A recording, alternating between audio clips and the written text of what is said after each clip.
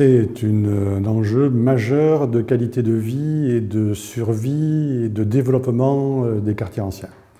C'est-à-dire que si on ne prend pas conscience que produire du logement dans ces quartiers, c'est produire du logement qui doit être et qui est de fait concurrentiel avec la production neuve, on n'arrivera pas à permettre à tout un chacun de réhabiter les centres-villes.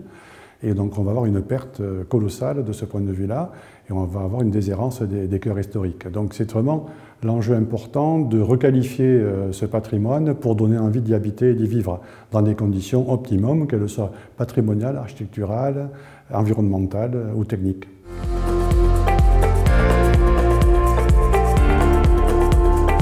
Aujourd'hui, il y a de très nombreux programmes qui sont mis en place qui concernent le bâti ancien et les centres anciens. On pense à Action Cœur de Ville, on pense à Petite Ville de demain, qui vont interroger les centres anciens.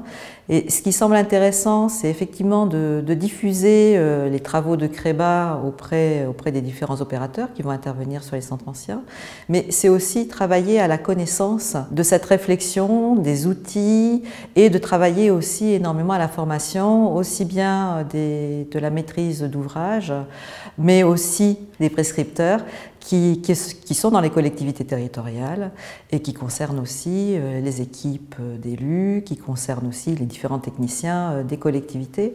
Et là, il y a effectivement un travail à faire, et CREBA peut répondre à cela aussi, au travers notamment du projet de MOOC, qui pourra être réalisé en 2020 et qui permettra aussi cette formation de l'ensemble des acteurs et des opérateurs.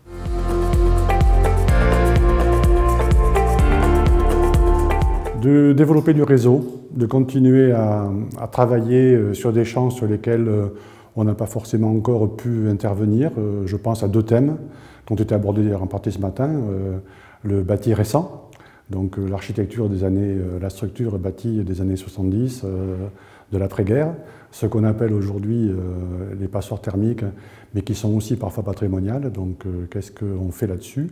Je pense aussi au patrimoine ultramarin, dans lesquels la question de l'économie-énergie n'est pas un enjeu, mais par contre celle du froid, de la ventilation, du rafraîchissement est un vrai enjeu. Donc c'est des thématiques sur lesquelles il serait bien qu'un jour ou l'autre on puisse se mettre dessus.